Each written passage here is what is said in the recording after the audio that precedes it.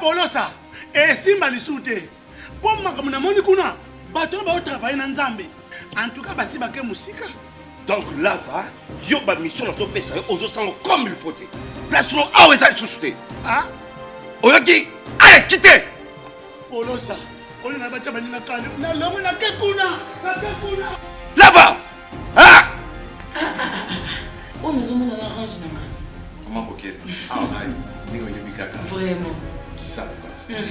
Et en plus, il y a qui ont commis partout dans l'Europe, dynamique Congo, commis partout dans l'Europe. Maman coquette, Moussala est commis partout. Tout commis en Suède, tout commis à Paris, tout commis à Lille, tout commis à Bruxelles. Et puis, base n'a vu ce toujours Londres, Angleterre.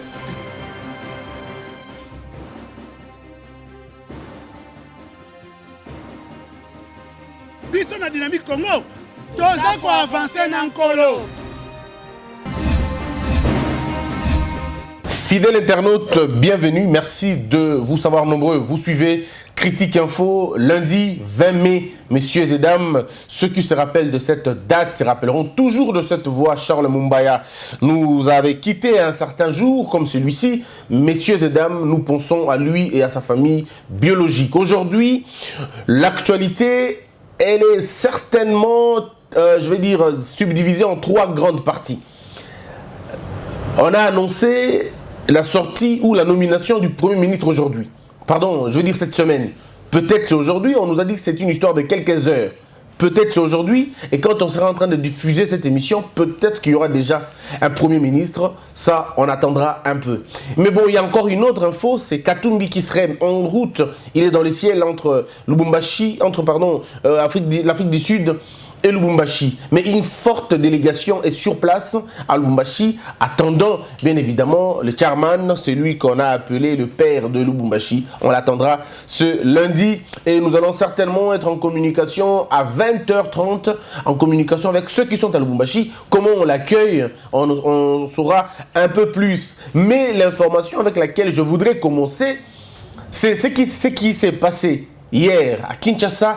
Mende, l'ancien ministre de communication, l'ancien porte-parole du gouvernement et aussi actuellement député national, candidat gouverneur à Sankourou, mesdames et messieurs, a goûté hier à la barbarie d'une police non formée, d'une police instrumentalisée et surtout d'une police politicienne.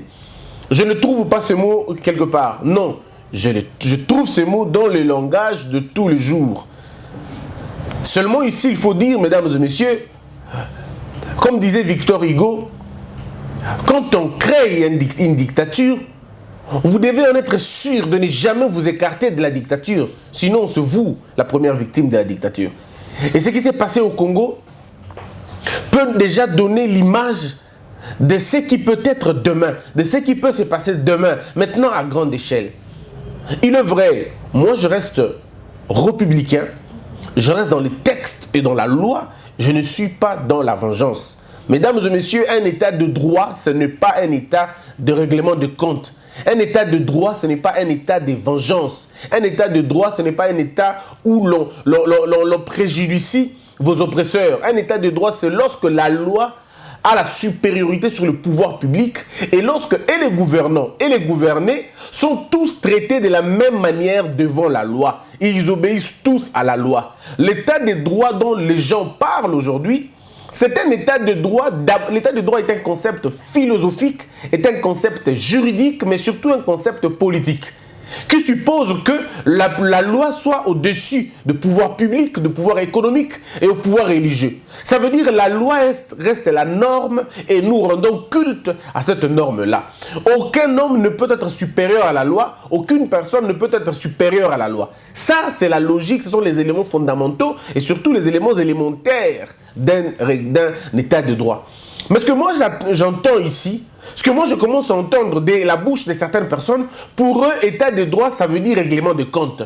Pour eux, état de droit, ça veut dire arrêter tout le monde. Ceux qui ont travaillé avec Kabila doivent forcément, impérativement être arrêtés. Et tellement que les gens sont excités, ils sont tellement animés d'une mauvaise foi, à un moment donné, mais aussi, ils ont laissé un peu la rancune et la colère dépasser leur niveau d'entendement. Je veux dire, à un moment donné, régenter leurs sentiments et surtout anéantir leurs facultés de réflexion. Ces gens pensent que pour parler d'un état de droit, il faut punir alors sévèrement ceux qui ont fait du mal. Mesdames et messieurs, je peux vous garantir une chose. État de droit n'est pas vengeance. État de droit, ça veut dire respect des textes. Il faut que la loi soit respectée. Mais dans cette histoire de M. Mende, il y a beaucoup de leçons à tirer. Beaucoup de leçons à tirer sur la question. Mon point de vue est simple. Il s'est passé une très mauvaise chose dimanche. Ça veut dire, quand nous voulons la rupture, quand nous disons que ce mandat est un mandat de rupture, ça veut dire que nous devons rompre dans la manière barbare que les autres avaient. On ne peut pas corriger une erreur par une autre. On ne peut pas corriger la dictature par une dictature. On n'installe pas la démocratie par une dictature. On ne peut pas utiliser les instruments de la dictature dans une démocratie comme pour dire « ils ont été méchants avec nous, nous devons être méchants avec eux ». Si vous êtes méchants avec ceux qui ont été méchants avec vous, vous êtes tous des méchants. Donc si vous violez la loi pour faire respecter ou pour faire goûter aux autres le mal qu'ils vous ont fait, eh bien vous tous vous avez violé la loi, donc devant la loi vous êtes tous pareils. Et le problème c'est que nous devons transcender nos sentiments, transcender nos émotions afin de bâtir un état sur la norme.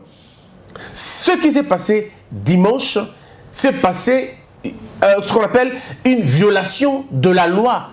Nous avons violé la loi. Quand je dis nous, ce n'est pas nous, c'est nos forces. L'État a violé la loi hier. Dimanche, je peux le dire sans me cacher. Monsieur Mende a été victime alors d'une manipulation de la police. On doit être d'accord sur ce point. Mais cela ne veut pas dire que je disculpe le caractère arrogant, que je disculpe le caractère méchant, que je disculpe le caractère mauvais du groupe Monsieur Mende ou avant. Mais je voudrais rester logique dans ce que moi je dis. La police s'est très mal comportée hier et est allé en violation de la loi. Je vous dirai ce que la loi dit là-dessus. Je ne suis pas celui qui connaît tout dans ce qui se concerne la loi, mais au moins sur la procédure, je crois avoir tapé beaucoup d'années pour apprendre la procédure. Mesdames et messieurs, ce qui s'est passé hier est une entorse. Dans une démocratie, comme ça a toujours été le cas, on est tellement habitué à ça. On nous a tellement habitués à violer continuellement la loi que nous avons trouvé ça normal. Monsieur Mende a eu des problèmes.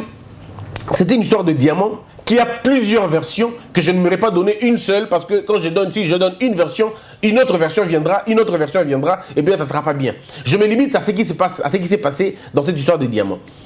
Lorsqu'on envoie la police un dimanche, qui n'est déjà pas un jour de travail, mais qui n'interdit pas à la police d'intervenir, ça il faut qu'on le dise, la police n'a pas de jour pour arrêter les gens. S'ils ont un mandat de perquisition, ils n'ont pas besoin d'avoir le jour ou non plus l'heure. Quand ils sont habilités, ils sont envoyés convenablement en bonne et due forme. Mais ce qui s'est passé hier était quoi exactement? C'est que la police arrive dans la résidence de M. Mende, mettre la main sur lui. Ne le laissant pas entrer dans sa maison pour prendre les histoires et les effets et partir avec eux, ne lui donnant pas la possibilité d'entrer dans sa voiture et le suivre, et parce que la fuite à craindre n'était même pas là, il n'y a pas de fuite à craindre, la résidence, l'identité n'est pas douteuse, les faits pour lesquels il est poursuivi ne sont pas encore établis en droit comme une infraction. Donc sur le plan pénal, M. Mende était encore un présumé innocent et devait être traité dans tout le respect de la loi. Il fallait en principe l'inviter, qu'il vienne et non aller tout de suite délivrer un mandat d'arrêt contre lui. Je parle d'abord d'un homme. Je ne parle pas encore de sa qualité de député. D'abord comme un homme. La procédure veut que quand on interpelle, quand on accuse quelqu'un, qu'on lui envoie tout de suite une invitation, lui signifiant pourquoi on l'invite. Si c'est au pénal, on l'invite, il vient assister par son avocat. Si c'est en matière civile, il peut se faire représenter. Comme c'était une affaire pénale, on parle d'escroquerie, on parle de violation, ainsi de suite. Bon, on considère que c'est une histoire pénale. Alors, comme on considère que c'est une histoire pénale, on l'envoie une invitation, il va se faire assister avec son avocat. C'est ce qu'on appelle le respect de droit de défense. Monsieur Mende, là, nous sommes dans un état de droit. On n'est pas dans un état que monsieur Kabila nous avait amené. Non, on est dans un état de droit. Et donc, M. Mende va devoir amener son avocat avec lui au bureau de la police, où on l'appelle, ou au parquet, où on l'appelle. Et à ce moment-là, quand on va l'entendre, si les faits pour lesquels monsieur est poursuivi s'avèrent être vrais, on va décider sur la garde à vue ou on va décider sur ce qu'on appelle le placement dans la détention. On peut le détenir en disant, bon, comme on ne sait pas s'il va fuir ou pas, on regarde la gravité de fait, bon, est-ce qu'il va fuir ou il ne va pas fuir, on essaie de le maintenir là-bas, on le détient. En ce moment-là, il change d'appellation, ce n'est plus un suspect, maintenant ça devient un détenu. On va encore le détenir pendant un temps, le temps pour le magistrat de trouver, d'élucider l'affaire. Ça serait passé comme ça. Mais tout de suite, on vient le prendre, on le cueille. Et vous voyez même pas la police, mais l'armée. Vous voyez des militaires venir arrêter quelqu'un à la maison. Je pose la question, où sommes-nous exactement? Je vous parle ici de militaires que vous avez vus sur la vidéo. Ce ne sont pas des policiers, mais des militaires. Commis à l'arrestation d'un homme, je pose la question, sommes-nous dans quel état? Vivons-nous où, encore une fois? Sommes-nous toujours dans les anciennes méthodes ou nous avons changé les choses? Mais maintenant, là où ça commence à devenir très dangereux, c'est lorsque monsieur est revêtu des immunités parlementaires. Monsieur Mende est un parlementaire. Et donc, la police ou celui qui l'a accusé devrait en principe orienter l'action au niveau du procureur près la cour de cassation. Ce n'est pas la police, c'est au niveau du parquet près la cassation. Et le procureur près la cassation allait juger de l'opportunité de la poursuite et de la gravité de fait. S'il estime que c'est vrai, les faits sont réels, il faut qu'on l'interpelle, il va procéder à une demande au niveau du bureau de l'Assemblée nationale. Il va aller voir le bureau de l'Assemblée nationale qui est composé de toutes ces personnes que vous avez vues, Madame Janine Mabunda, Monsieur Kabound et Monsieur Boniface, tout ça, Balamagé. Il parle à ces gens en leur demandant, pouvez-vous lever l'immunité? Même pas pouvez-vous. Nous avons besoin de poursuivre une enquête judiciaire, lever les immunités sur M. Mende et nous allons, pour nous permettre, pas de l'arrêter, mais de l'entendre. Pour nous permettre de l'entendre. Mais c'est ce qui n'a pas été fait. Donc la police finalement est allée là-bas. La police a pris le monsieur, l'a contraint d'entrer dans un véhicule. C'est ce qu'en droit on appelle le voie des faits. Et en matière pénale, l'infraction est individuelle. Donc, M. Mende, à ce stade, est dans le droit de porter. Si j'étais l'avocat de M. Mende, je porterais plainte aux militaires qui sont venus m'arrêter. D'abord eux, parce qu'ils sont identifiables et identifiés. Ils paieront pour ça. Et puis la personne qui a intenté une action, qui a instrumentalisé la police, cette personne doit goûter lui aussi à un état de droit.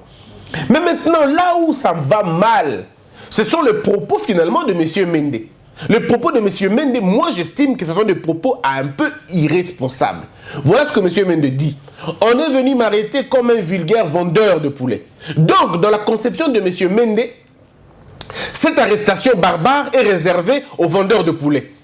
Donc, ce sont les vendeurs de poulet qui sont d'abord, pour M. Mende, des vulgaires. Deux, des gens qui n'ont pas droit à une respectabilité, qui n'ont pas droit à un traitement des faveurs. C'est là que je trouve que c'est quand même assez irresponsable. Ce qui s'est passé hier ne devrait pas se passer dans un état de droit sur n'importe quel homme. Et surtout quand la personne en question ne vous montre pas une résistance, ne vous oppose pas une résistance. C'est quelqu'un sans défense qui n'a pas d'armes, qui se laisse quand même prendre. Mais il a un véhicule, il a une famille, il a une fonction. Donc en principe, la police va dire, bon ok, on peut coopérer. Coopérer, ça veut dire quoi? Coopérer, ça ne veut pas dire que c'est pas congolais à coopérer, non. Coopérer, ça veut dire vous prenez votre véhicule, on enjoint des militaires là-bas et vous nous suivez. Mais en réalité, ce n'est même pas comme ça devait se passer. Il n'y a pas un mandat d'arrêt tout de suite quand il n'y a jamais eu invitation avant. Il faut vraiment que le fait soit grave. Il faut que vraiment la tranquillité publique soit excessivement menacée pour que l'on arrive au niveau d'appréhender quelqu'un de cette façon-là. Vous vous rendez compte que ce qui s'est passé n'était vraiment pas bien. C'est contre la loi et c'est inhumain, ce n'est pas bien. Mais M. Mende va finalement se tromper et il va commettre lui aussi une erreur en traitant des vulgaires, messieurs. On m'a traité comme un vulgaire vendeur de poulet. Alors, je me pose la question. Est-ce que c'est une erreur radiophonique? Est-ce que c'est nous tous qui n'avons pas entendu? Est-ce qu'il a parlé des vendeurs de poulet ou il a parlé de voleurs de poulet? Parce que s'il a parlé des vendeurs de poulet, c'est bien grave. Et les journalistes qui étaient là, qui l'ont interviewé, ont même dit, ils ont repris les propos en disant que monsieur a dit vendeur de poulet. Est-ce qu'il a dit vendeur de poulet ou il a dit voleur de poulet? Si monsieur a dit vendeur de poulet, c'est une discrimination et fait frapper par l'article 66 de la Constitution. On ne peut pas traiter une souche, une catégorie, une couche de la population des vulgaires. Parce que McDo vend le poulet aussi. Ce n'est pas un vulgaire. Si ces gens, nous avons aujourd'hui, madame vendeur, madame vulgaire, c'est parce que, monsieur Mende, dans votre gouvernement, dans ta manière de gérer le pays depuis plus de 10 ans, parce que vous êtes au pouvoir, vous êtes ministre depuis plus de 10 ans. Donc si vous étiez vraiment des patriotes, vous aurez pu construire un état de droit. Vous aurez pu construire un état où tout le monde est respectable, où tout le monde est respecté. Mais malheureusement, vous n'avez pas fait ça. Vous vous êtes préoccupé à enraciner le pouvoir d'un homme et en finalement préjudiciant tout un peuple. C'est ainsi que dans votre manière de voir les choses, vendeur de poulet à la vulgaire. On a entendu plusieurs fois, ce n'est pas que vous. Il y a quelqu'un d'autre qui a traité papier mouchoir, stylo, vendeur ambulant, bado. Mais M. Mende a traité une fois la population des badauds. La population qui était allée accueillir M. Etienne Tshisekedi. M. Mende l'avait traité des badauds. Je me rappelle encore de ce qui est arrivé à M. Mende, était arrivé à M. Franck Diongo. Encore en ce moment-là, lui aussi député de son État. Mais M. Mende avait dit quoi? M. Mende avait dit non, c'est un monde normal, notre police est républicaine, notre police est professionnelle. C'est ça la police professionnelle qu'on te touche dans le ventre? C'est ça la police professionnelle? Vous avez maintenant vu ce que vous avez créé pendant 18 ans. Vous voyez ce qui arrive aujourd'hui? Quand au lieu de travailler pour l'État, on travaille pour un individu, vous avez vu ce qui s'est passé? Voilà comment ces gens vous ont traité sans aucun respect. Ils s'en foutent que vous soyez député ou pas. C'est le niveau de la police que vous nous avez amené dans ce pays, M. Mende. Vous faites le tour dans tout le monde. Vous avez vu ce qui se passe ailleurs. Vous avez vu comment les policiers traitent les autres ailleurs. Je ne parle pas des policiers... je veux dire des policiers qui ont la discrimination dans le sang comme aux États-Unis, mais je parle par exemple de la police française, je parle par exemple de la police suisse, parce que pour moi, à mon avis, la police américaine n'a aucun exemple, n'a aucune leçon à donner aux gens. C'est une police barbare comme toutes les autres polices, et je peux le dire même si j'irai là-bas. Et je pourrais le dire même sur le sol américain, que cette police américaine n'a aucun respect pour les Noirs, aucun respect pour les hommes. Cette police ne respecte que les Blancs. Point barre. Et vous avez vous-même vu le rapport. Combien de Noirs ont été tués, combien de Noirs ont été maltraités, combien de Noirs ont été chosifiés à cause d'une police américaine. Donc pour moi, la police américaine n'a aucune leçon à nous donner. Je parle plutôt de la police suisse, je parle plutôt de la police allemande, de la police française, de la police européenne. Pour moi, c'est un exemple réussi d'une police. Mais vous avez vu comment ils traitent les gens, mais avec respect, cette police-là. Et ceux qui qui composent la police ne sont pas des ratés de la société. Ce ne sont pas des gens qui ont échoué dans tous les domaines et ils viennent se reverser dans la police. Quel type de police avons-nous? Au lieu de travailler, de construire une police républicaine, une police instruite, une police professionnelle, moderne, non, nous avons finalement créé une sorte de milice à qui on a remis des armes, des gens qui avaient des pratiques assez barbares, des pratiques antidémocratiques. Mais ce sont des gens à qui nous avons donné des armes. Et c'est là le problème. C'est ce que nous avons vu. On a été hier témoin d'une police Yamabé. Mais parlons maintenant. Monsieur Mendevou, vous avez été sauvé par la présidence. C'est le conseiller de la présidence qui a appris que vous avez été arrêté, qui appelle finalement à la police pour dire que monsieur, vous commettez une erreur, le monsieur a des immunités parlementaires. Même les ministres de l'Intérieur. Moi, c'est une honte d'avoir un ministre de l'Intérieur comme celui qu'on a aujourd'hui. C'est une honte, je le dis. Bon, qui vienne m'arrêter comme il a toujours fait aussi. Mais ça reste quand même une vérité. On ne peut pas être ministre de l'Intérieur en acceptant la barbarie de cette façon-là. Non. On ne peut pas être ministre de l'Intérieur en acceptant la barbarie de cette façon-là. Quand on est ministre de l'Intérieur, on se targue la poitrine quand on a instruit les policiers. Quand on est ministre de l'Intérieur, on se targue la poitrine quand on a essayé de mettre la police dans la norme. Quand on a revendiqué le droit des policiers. Quand on a été à l'origine de l'éducation, de la formation et surtout de l'équipement des policiers. Pas quand on arrête les gens comme ça.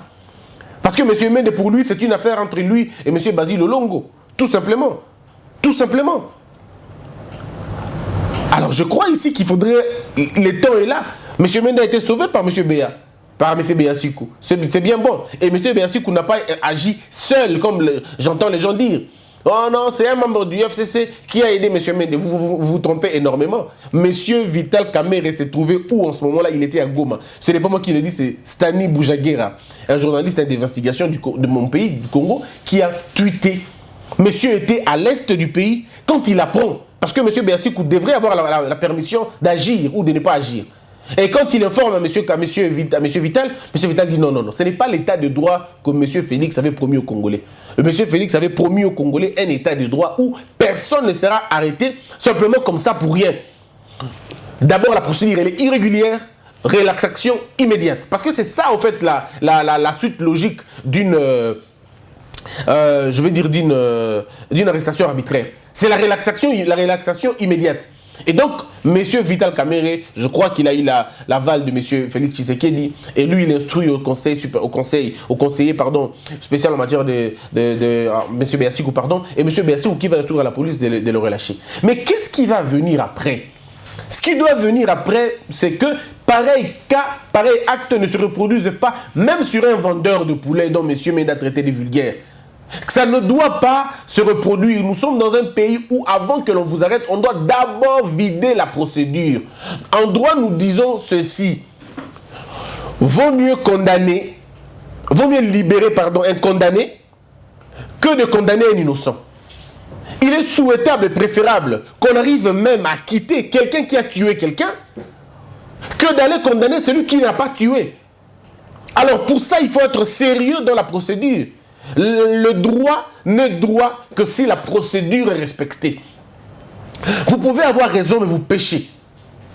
C'est pourquoi nous demandons à la gouvernance actuelle de mieux faire pour que pareil cas ébimaté. J'entends les gens dire, non, Christian, on n'est pas dans une famille, mes frères, nous sommes dans un État. Les gens doivent arriver à comprendre que nous sommes dans un État. Ce n'est pas parce que certaines personnes ont mal utilisé la loi ou mal utilisé l'État que peut-être qu'ils continuent à pouvoir, tout ça, non, sinon ils comme ça, ce n'est pas un État de droit. Un État de droit, les alliés, il y a beaucoup de façons à vous foutre sans que vous n'ayez violé la loi. Non. Mes frères, moi je resterai esclave de la loi parce que la loi c'est tout ce qui me tient en vie. Mais monsieur Mende mais il faut voir ma propos monsieur Martin Fayulu que la crimogène est longue. Et Vimbisa est longue. Vous avez entendu le propos de monsieur Mende. Mais c'était des propos inhumains. C'est-à-dire qui est même pas. Ce n'était pas son problème. Il a dit au Congo ici, cette république n'est pas une république Tshisekedi. Parce qu'on avait tiré sur les manifestants. Monsieur Mende a traité les hommes de Dieu, des aventuriers, des farceurs, mais est-ce que Bomoni, là où ça nous a amené, hier, monsieur Mende a goûté l'amertume. J'aurais aimé qu'il dise aussi, comme il a toujours dit, alors papa que non, la police était en train de s'entraîner. Alors papa Yango. Mais ce qui s'est passé hier était une violation de la loi. Monsieur Mende ne devait pas être traité de cette façon-là. En sa qualité de député, il aurait été traité convenablement. Mais moi, je demande au bureau de l'Assemblée nationale, à Madame Janine Mabunda, veillez à ce que celui qui a commis cet acte-là soit puni sévèrement par la loi. Qu'il soit ministre, qu'il soit député, qu'il soit quelqu'un d'autre. Celui qui a instrumentalisé la police va sanctionner. Et que les policiers commis à cette charge, eux aussi, soient sanctionnés. Puni. Parce que la loi dit personne ne peut rester contraint et respecter un ordre manifestement illégal. Aller arrêter un député sans avoir la levée des immunités est une infraction, est une complicité d'infraction. Donc ces policiers-là doivent être sanctionnés de la même manière. Parce que censé Koyeba, on n'a pas besoin de gens qui n'ont pas étudié dans l'armée, surtout dans la police. Non, il faut le minimum. Il faut le minimum. Il y a beaucoup de barbarie dans la méthode de la police dans le Congo. Respecter Kamibé côté. Qui a dit que Mouto Boyo Kangananda? Moi je me pose toujours la question. Vous venez prendre quelqu'un chez lui à la maison. Ça veut dire que vous connaissez son adresse. Mais pourquoi vous allez le mettre en assez à Moutou? Pourquoi? Parce que les personnes qui m'attendent, ils vous montrent que je suis disponible. Nalinginaya. Bachaka Moutou na sewana, ceux qui Moutouana a opposé résistance. Ceux qui Moutouana à l'équipe de Makassa, ou avec un objet tranchant, il est immaîtrisable. Dès la police a recouru à la force pour retirer Moutouna par condition, il y a conditionné à la sewana pour qu'il mate. Mais vous arrêtez quelqu'un qui est chez lui à la maison pour vouloir l'humilier. Depuis quand une police humilie les gens? Depuis quand une police humilie les gens? Non. Ça, à ce moment-là, on n'a plus une police, on a une milice. Mais si nous avons une police, la police doit d'abord respecter la procédure. La première instance à respecter la procédure d'arrestation, ça devait être la police. Mais ce qui s'est passé pendant 18 ans, pendant plus de 20 ans, mais on ne peut pas imaginer. On vient arrêter les gens le matin sans document. Sans document, ils vont te prendre, parce que Balingi, et quand tu descends au PJ, mais il y a quand même de commis, mais bien au nyoso, au fur et à mesure que vous avancez, vous vous rappelez de cette jeune dame bénie, elle était dans Echa. Cette femme bakangié na manifestation, on l'a déshabillée. Alors déshabiller une femme, bah mais la police na Kinshasa, on a encore les photos. Est-ce qu'on peut imaginer ça? C'est pourquoi cette police doit être réformée. Moi, je demande au président Félix Tshisekedi de ne pas travailler avec une police Yabongo. Cette police doit être refaite. Il faut refaire Yango. Pousser Bateau na Moussou Bima. On ne peut pas comprendre que Bateau est si proche de la population, dans la barbare, dans la gâchette facile. Nous avons des étudiants qui finissent les universités. Bon, mais quelqu'un qui redynamiser Makambouya, il y a police. Mettez la cantine au niveau de la police. Mettez un bon salaire au niveau de la police. Et l'argent pour trouver ça est valide. Ce n'est pas qu'on n'a pas l'argent. Nous pouvons trouver l'argent pour financer la police. On peut toujours trouver l'argent pour financer la police. Cet argent qui part dans les poches des gens, on peut toujours canaliser ça pour donner quelque chose de bien à la police. Vous pensez aujourd'hui ceux qui vont $800 à la policier moko. $800. Je ne parle même pas de 1600. Je parle de $800. Ou même $500 dans la police dans le Congo. Mais les jeunes habitent tout. Ils vont aller à la police. Comment voulez-vous que le service de sécurité privé est foutu à l'État? Est-ce qu'on peut imaginer que dans un pays, le service de gardiennage, les services de surveillance, il y a tout privé, que ça puisse payer plus que l'État lui-même? Ça ne va pas. Nous devons trouver l'État, l'État doit être supérieur dans la Tunyoso. Si l'État peut payer un policier $700 ou $500, le dernier alors, 500 ou $700, c'est tous ces étudiants que vous avez vus là, tous les étudiants là, la plupart viendront faire la police. Et si un licencié, un gradué, un homme instruit, lettré, un homme de bon sens vient faire la police, mais ce monsieur-là ne prendra pas l'argent dans la poche de quelqu'un. Ce monsieur-là n'aura aucun plaisir d'humilier l'autre. Parce qu'il a lui-même investi du bon sens. Il a lui-même investi des valeurs. La police doit être celle qui garde nos valeurs.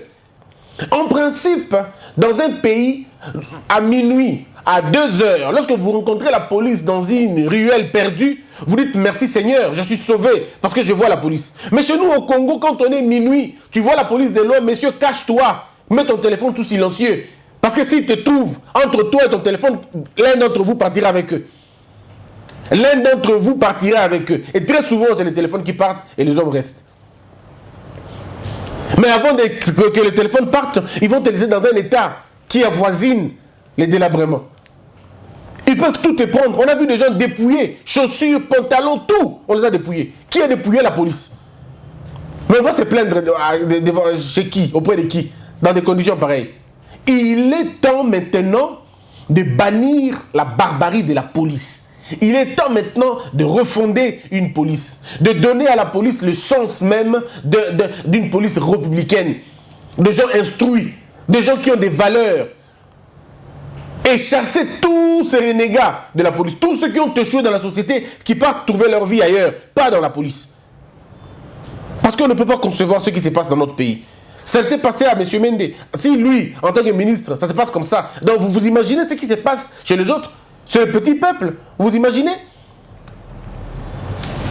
Il faut que le policier lui-même ait peur de la loi. Nous avons suivi tous les vidéos. Vous avez suivi les vidéos en Europe. Il y a une vidéo. Le président Macron lui a donné une médaille. On lui a remis une médaille pour dire non, monsieur, vous avez servi la République. Vous avez été digne d'être policier. Et c'est des policiers comme ça dont nous avons besoin.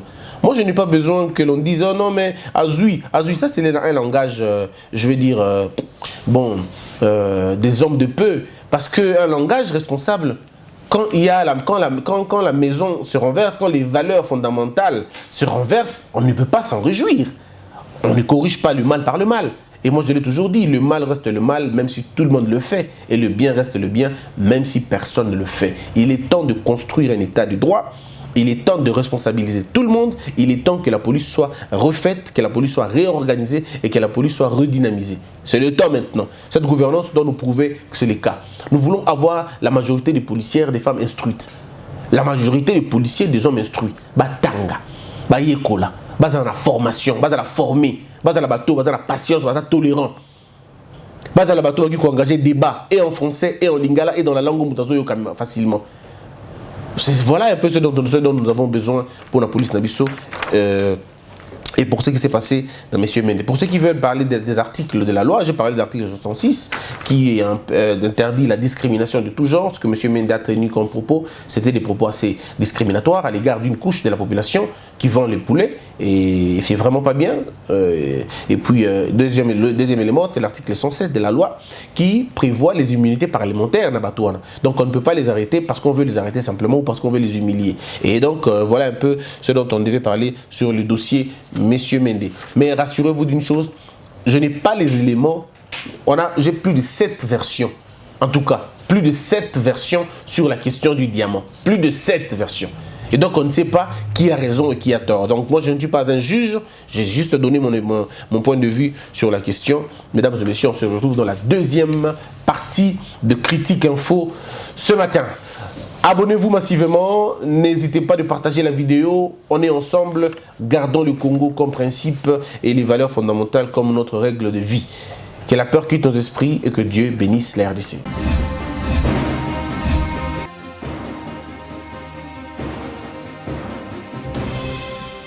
Patron nga Polosa esimba lisute po makambo na moni kuna bato ba travailler na Nzambe en tout cas basi bake musika. Donc là va yo ba mission na to pesa yo ozo sango comme il faut. Place no awe za susute. Ah Oyoki allez quitter.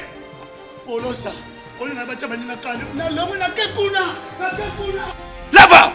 Ah On nous a arrangé na Comment coquette? Ah, vraiment. Qui ça quoi? Et en plus, Nayo qui est commis partout dans l'Europe, dynamique, Congo commis partout dans l'Europe. Comment coquette? Moussala est commis partout. Tout commis en Suède, tout commis à Paris, tout commis à Lille, tout commis à Bruxelles. Et puis, base n'a vu ce qui toujours Londres, Angleterre.